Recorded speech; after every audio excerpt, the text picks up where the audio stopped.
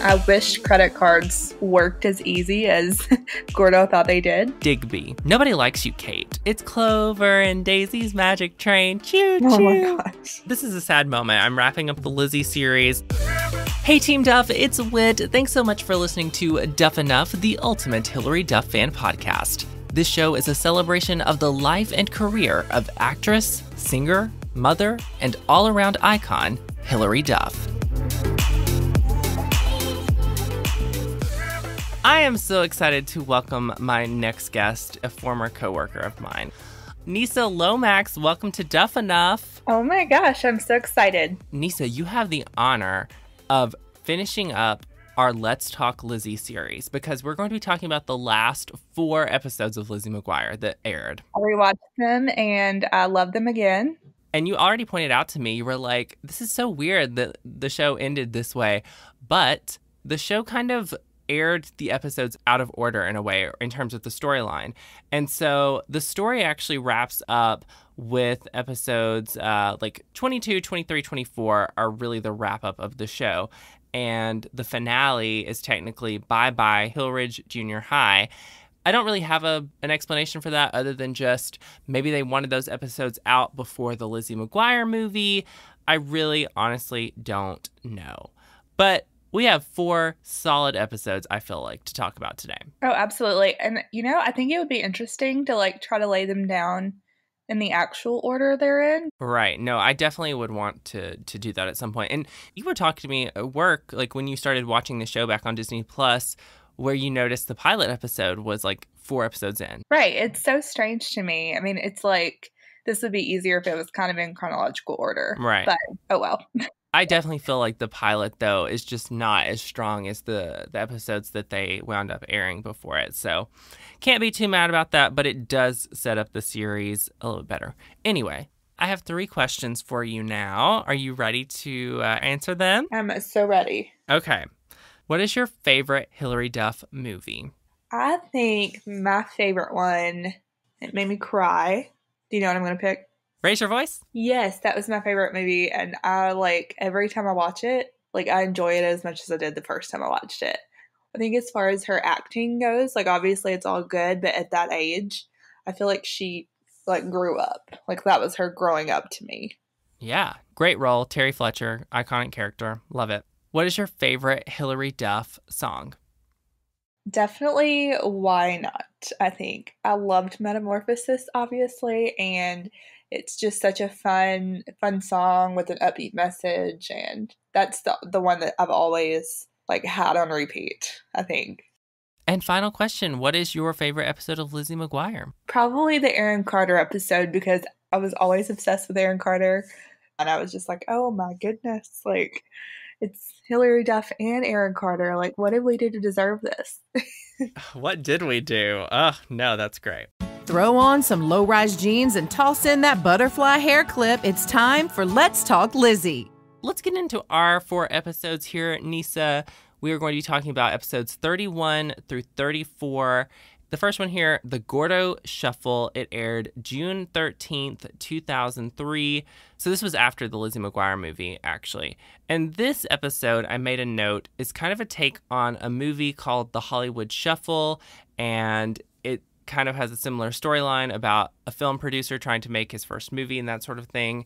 And so, yeah, what'd you think about this episode? I thought it was kind of funny. When I think Lizzie McGuire, I didn't automatically think of this episode, if that makes sense. Mm-hmm. I wish credit cards worked as easy as Gordo thought they did. Oh my gosh. Same. So the episode is about Gordo getting a credit card in a lot of ways. And it is strange to me that in this episode, Gordo is usually the one who's giving the good advice. But here, it's Lizzie. Right. Yeah. It was such a plot twist. Yeah. A little flip on things for sure. So Gordo gets a credit card. He got it in the mail. And Ethan is really encouraging him to use this credit card. And he wants him to do it to, get girls. And Gordo says, I'd rather impress the ladies with what's in my mind than my wallet. How did you feel about that, Nissa? See, that was so Gordo to me. And it's how can he say that and then that's what he ends up doing? But, I feel like he had really good intentions to start. And then it kind of just, he got so caught up in dreams, or, you know, he thought this was going to be his big break or whatever. And that was just, it kind of got like, just took a hold of him. And I thought it was interesting how he started out kind of grounded and then just kind of went downhill, I guess, from there. Right, yeah. I thought that was a funny line. And Lizzie and Ethan, they kind of talk Gordo into keeping the credit card too, because he's really not intending on keeping it in his wallet. But he does, and he's going to use it for emergencies. And his line is, what could possibly go wrong? And animated Lizzie is like, where have I heard that before? You know, okay. And we know something's going to go wrong.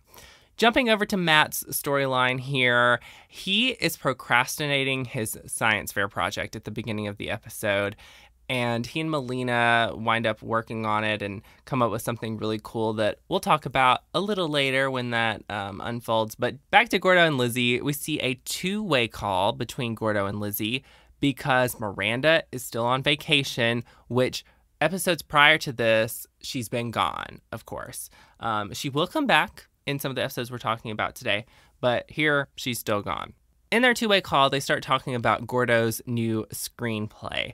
And Lizzie puts this idea in his head in a way that he could use his credit card to produce the movie. And it's like this weird alien movie, and he goes for it. He's going to use the credit card and charge everything, and he had like, what, $5,000 credit or so he thought on there. I mean, that was kind of the scam of it all, but I guess that was enough to try to make his movie. I don't know, back in the day, like, I feel like $5,000 would have felt like a lot, but like nowadays it's like obviously not a whole lot of money, but like back in the day, $5,000 would have been a lot, you know? It would have seemed like a lot. Very true, very true.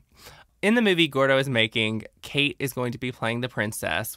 Really, Gordo, you're going to let Kate be in this? And she only drinks bottled water. Such a diva. I could not.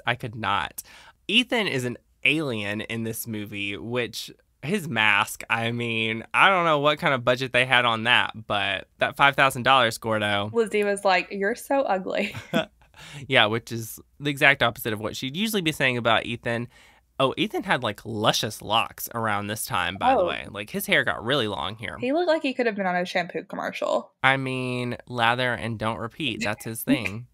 Need to point out here that Lizzie is really worried about the charges on the credit card that Gordo is making.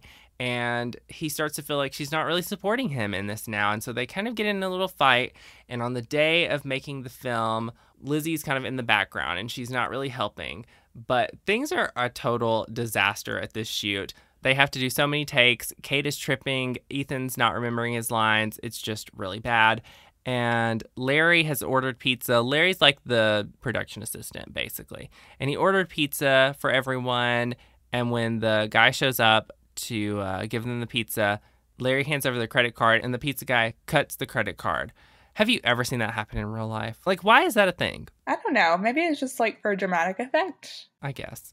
But the card was declined because Gordo had spent all his money. And at this point, everyone bails. And Gordo is really bummed. And Kate never got her hot water. That was my favorite part. Or her bottled water, whatever it was. Let's get back to Matt for a second. His science fair project turns out to be this race car track. He's burning toast. So the car races and there's a hamster involved and it's racing on a wheel and it's making the toaster go off. And yeah, he actually burns the toast, which I was like, aw.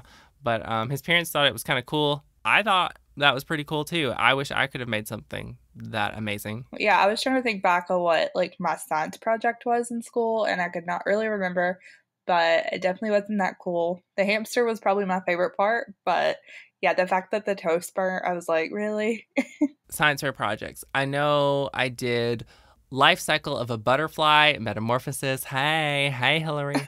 That was actually before that album came out, though. So if it had been after, I definitely would have worked that song into my science fair project. You're basically like a prophet because you predicted that. I think you're right.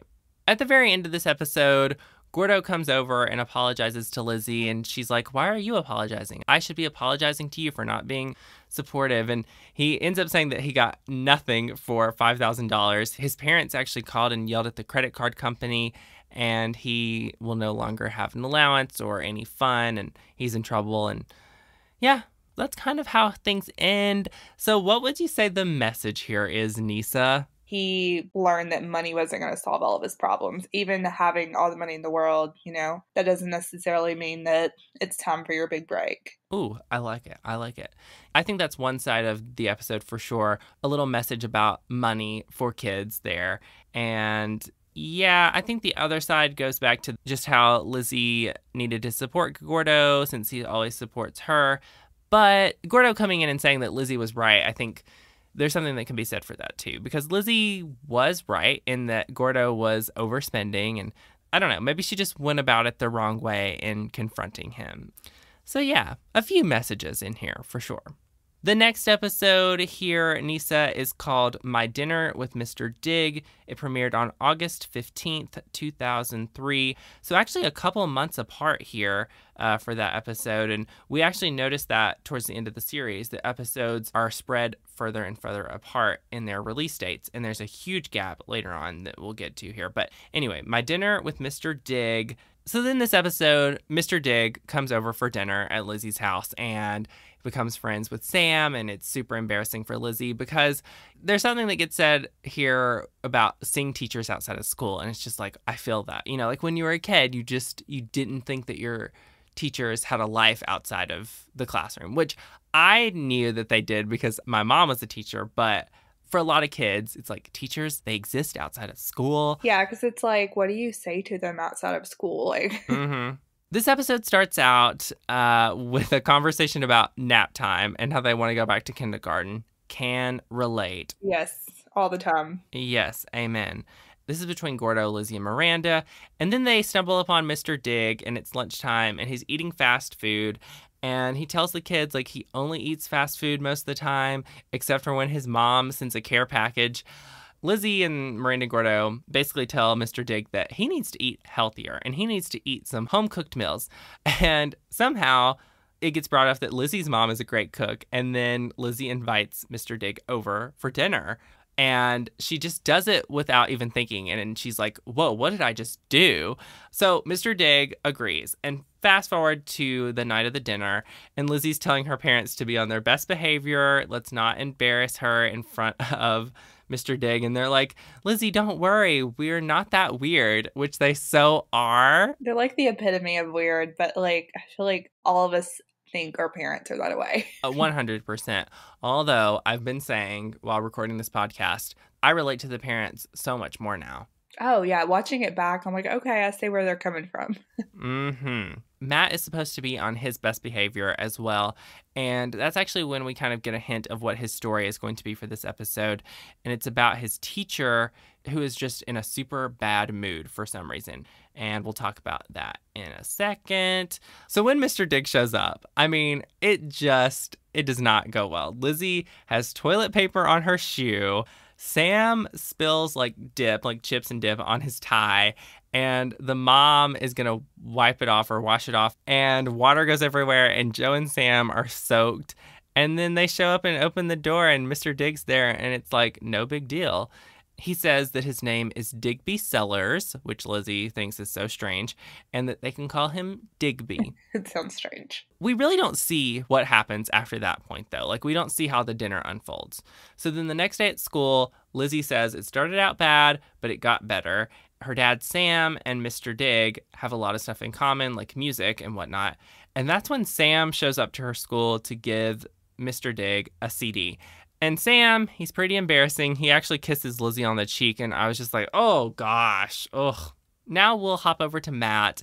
His teacher is being extra here, and I don't know what is up with that. And her name is Miss Chapman, so she appears quite a bit, I feel like, as his teacher. And yeah, I don't know why she's being so uptight in this episode. She's making the kids wear hats for things that they do wrong. And it's funny because Matt gets an idea to invite her over now after seeing Lizzie's teacher and how Lizzie's teacher became friends with Sam. He wants Miss Chapman to be friends with his mom. So the next time that Mr. Dig is over is when Lizzie is doing a facial to calm down. And this was her recommendation by Miranda. And she's on the phone with Miranda too. And She goes downstairs to the kitchen and sees someone who's in the fridge. The guy turns around. It's Mr. Dig, and there's this scream. And I thought this was so funny because Lizzie screams, Mr. Dig screams, and Miranda screams on the other line of the phone. And I just started cracking up about that. And Lizzie was like, I'll call you back. And she's like, yeah, please do. So that made me laugh. So at this point, we know that Lizzie hates that Mr. Dig is over at her house. She's even going to try and like kind of break up their relationship, and she's asking her dad, like, where are your friends with the chimp? Did you remember the chimpanzee? Oh, yeah, I remember that. Yeah. Yeah. So Lizzie winds up talking about this whole thing with her mom, and her mom understands and says, she's going to talk to Sam. But Lizzie also doesn't want her dad, not to have his new friend. So she can't really, make up her mind about what to do here. Let's talk about Matt's teacher coming over. So Miss Chapman is stone cold when she gets to this house. They're like, oh, we made steak and potatoes. And she says, I don't eat carbs. Yeah. She's like, I don't eat meat. I don't eat carbs.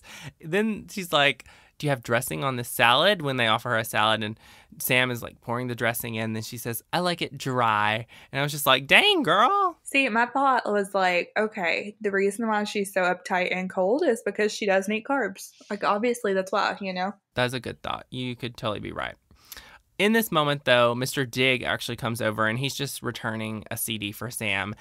And wouldn't you know, Mr. Dig and Miss Chapman have a history. This moment, though, Mr. Dig, he just got flirty.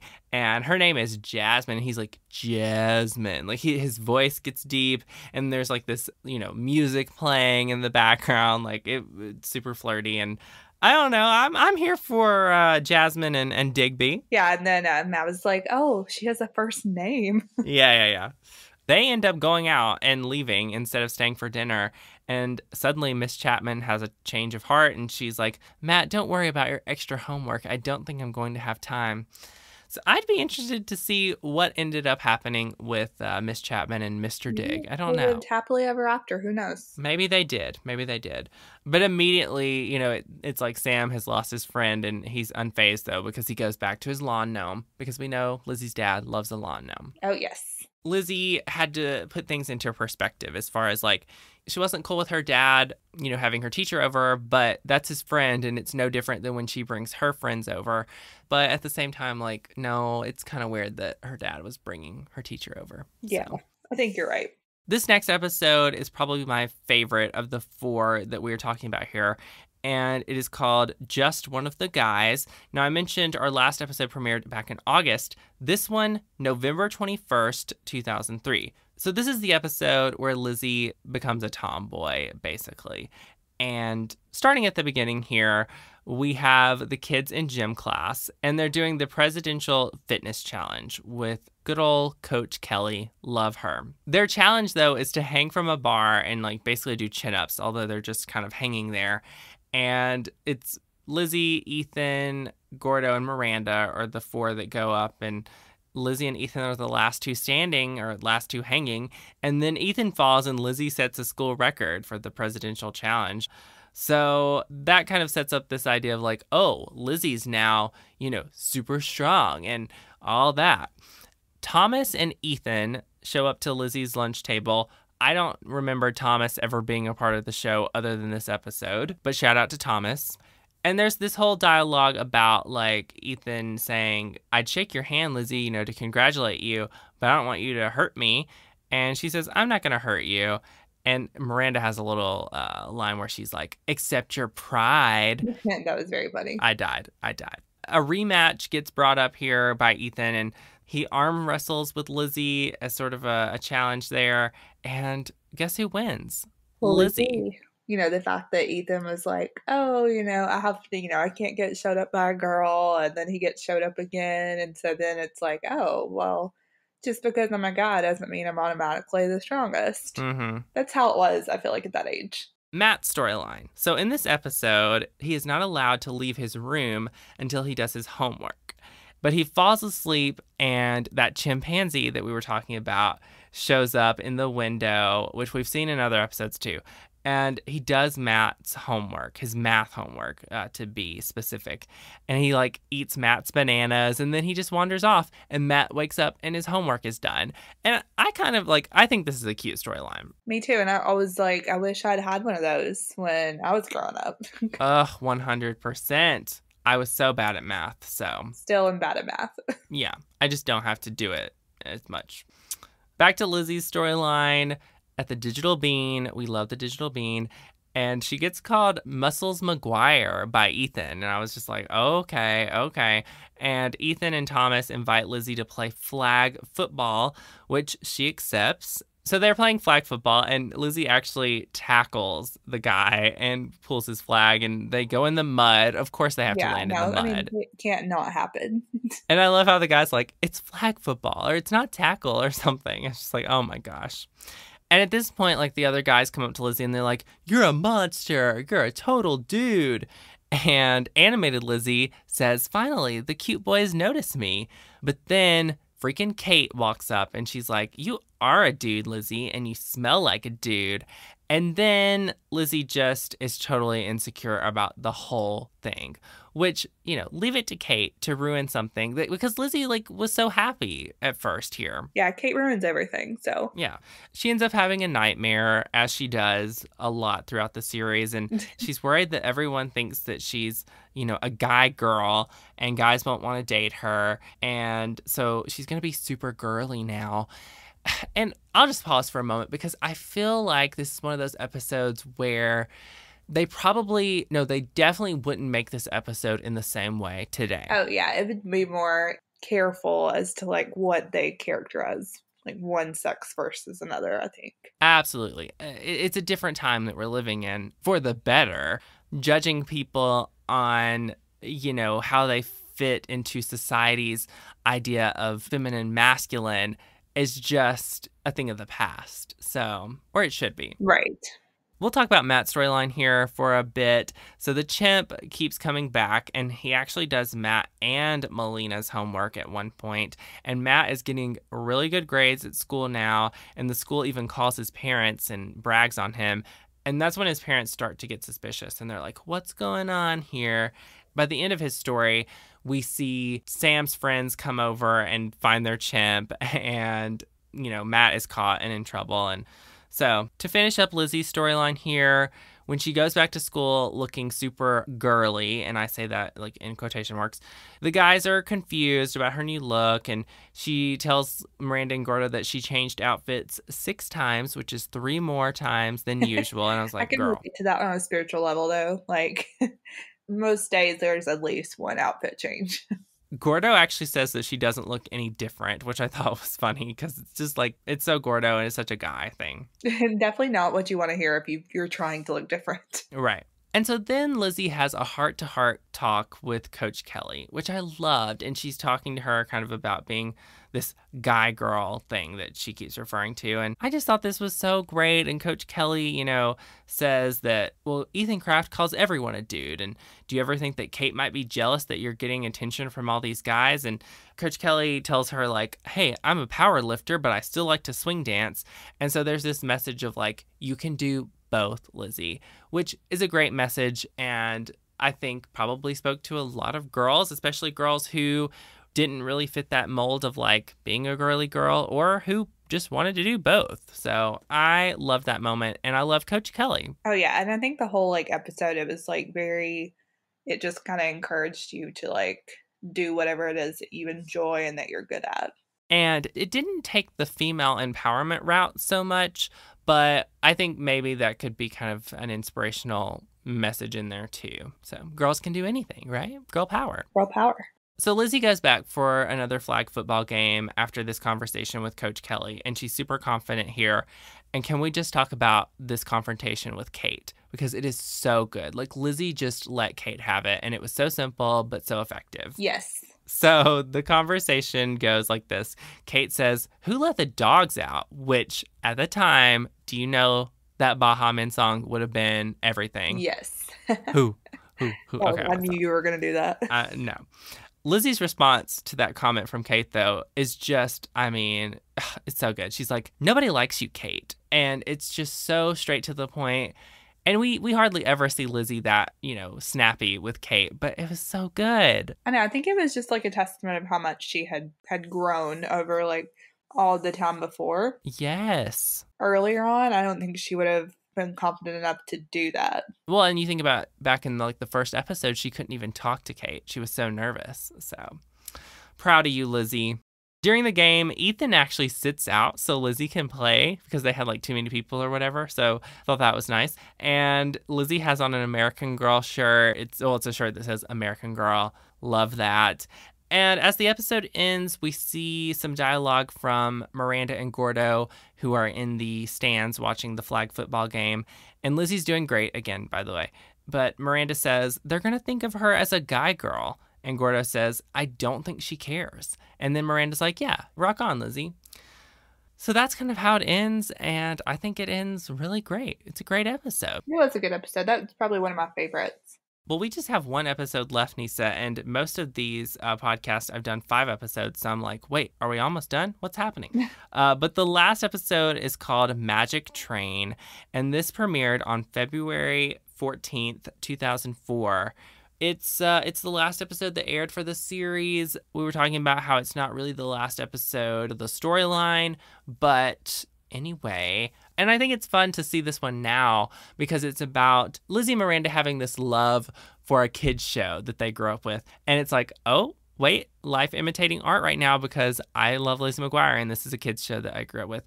But their show is like toddler-esque, I guess. So it's like Barney, basically. This episode starts out with Lizzie and Miranda. They're doing their makeup and they're going to watch a soap opera or something like that on TV.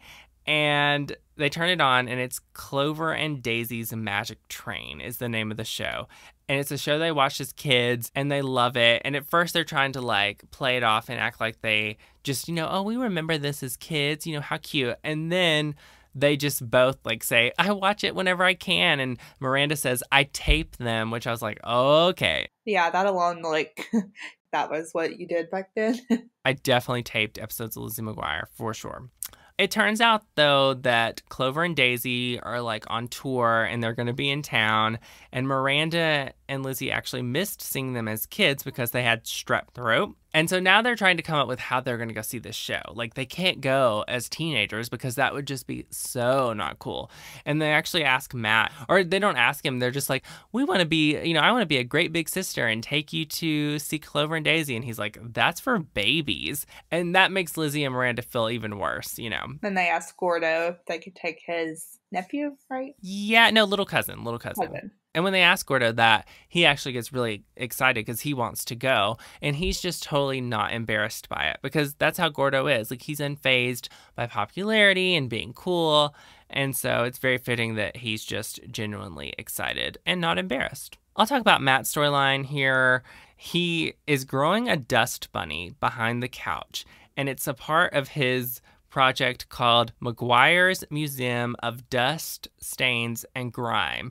And basically he's inviting people over to his house to look at his family's, like, dirt collection. His storyline collides with Lizzie's there for a second, though, because Lizzie and Miranda, they decide to go with Gordo. Despite being embarrassed, they're going to go see Clover and Daisy, and they are making themselves try to look like younger. So they've got pigtails, and they look like little kids, or they're dressing like that.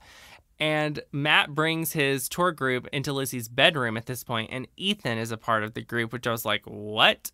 Because Lizzie and Miranda are kind of trying to play it off that they're not going to see Clover and Daisy and whatever. But they go to the show, and they love it, and they even get emotional. It just makes me think about how I have these shows that I was connected to even as a little kid, like Out of the Box and, other shows. I remember watching like Rugrats and random stuff like that when I was growing up. Like the Rugrats is probably the one that like clicks like the fastest. A good one. At the concert or show, Lizzie wins a basket of fun and she jumps up. She's super excited. And lo and behold, who is there? Kate Sanders. And she's babysitting. So for her, it's fine. But I thought it was funny how animated Lizzie is like, oh, please tell me Kate is here because she likes Clover and Daisy too. But this gives Kate just, great material to embarrass Lizzie and Miranda. And the next day at school, Kate is spreading the word. She's got these pictures on their lockers and it says like babies or something. Gordo, he's still not embarrassed. Lizzie, totally embarrassed. And she's talking to Joe about it in her bedroom after school. And I thought this was kind of a sweet moment. And Joe points out how Clover and Daisy are comforting to her, and other people at school probably secretly feel the same way. And I love that. But I think there's a great message in here, and we'll just kind of go ahead and talk about the message. It's like, don't shame people for something that they like if it's weird to you or not, something that you like, honestly. I think so too. I think it's just let people like what they like, and it doesn't hurt you, it doesn't bother you. Don't make some fun of somebody over something like that, Yes. Why are we judging people? Come on now. Again, Matt's storyline collides here, and he walks in giving a tour while Joe and Lizzie are having this moment. And they're actually like under the covers in the bed, and they shoot up and they're like, get out of here. And Matt's whole museum thing, we know, is just about to crumble because he's keeping it a secret from his parents still at this point. The next day at school, Lizzie and Miranda dress super mature. Lizzie's wearing a skirt. Miranda looks like a flight attendant. I thought that too. That was my first thought. Yeah, a little ascot and everything. Lizzie's storyline kind of wraps up here at lunch when Gordo is having a conversation with them again about, why are you embarrassed by this? And at first he says it bothered him a little bit that he was getting made fun of, but then it didn't. And he stands up and starts singing a Clover and Daisy song about like stand up for what you believe or something is what I wrote down. And Lizzie, she gets inspired and she gets in her chair. She stands up in her chair and she just kind of goes off. And she admits that they went and saw Clover and Daisy. She says she loves that show. And the only bad part about going to see them was that Kate was there. And I was like, oh, let's throw Kate under the bus. Thank you. And Lizzie basically just lays down the message of this show. And she's like, be kind, be the special person that you are, and always share your cookies. A great message, I do have to say. And she tells everyone that's around, she's like, we should listen to the message. I know you all love them too. And then everyone starts singing a Clover and Daisy song. Ethan starts dancing, which his dance moves did not go along with that music, but it was great. It was so Ethan. It was very like High School Musical. Yeah. Although that song, like, silly, nilly, like, oh gosh. It's going to get stuck in your head. No. The one that gets stuck in my head is like it's Clover and Daisy's magic train. Choo choo. Oh my gosh. That gets stuck in my head. Okay. So the very end of the episode, Matt's museum, he gets busted, and Joe vacuums up the dust bunny, which this was very dramatic, and Matt dives for it in slow motion to try to save the dust bunny, and that was the thing that happened. It was a little strange, but it worked. Yeah. And then the episode ends, and that would have been the end of Lizzie McGuire airing new episodes on Disney Channel. So strange to think about. I know. Nissa, that is going to wrap up our Let's Talk Lizzie series and segment, and I don't know how I'm feeling about this. I mean, man, what a journey for me. You have been through a lot of them. I know. And listeners, thank you for being along. Man. Well, finally today, Nissa, it is time for Quizzy McGuire. This is a trivia segment. So yeah, let's jump into this. So, do you know what the tagline of Lizzie McGuire was? A, what's Lizzie thinking? B, get inside her head. C, this is what dreams are made of. D, the only risk in taking an adventure is not taking it at all. I think it's get inside her head. Yes, you are correct. Thank God.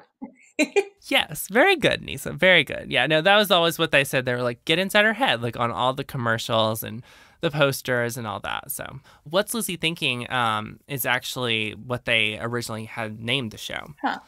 And then, of course, what dreams are made of, that's from the movie. And then the tagline for the Lizzie McGuire movie is that last one that I said, which is the only risk in taking an adventure is not taking it at all. So.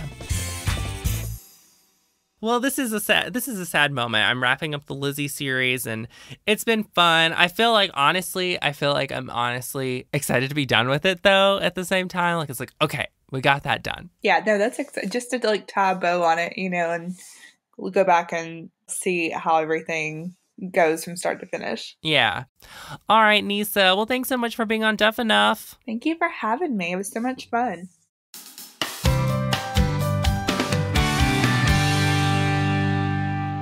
And before I wrap things up today, I want to share another edition of From Team Duff with Love, the fans' love letters to our girl, HD.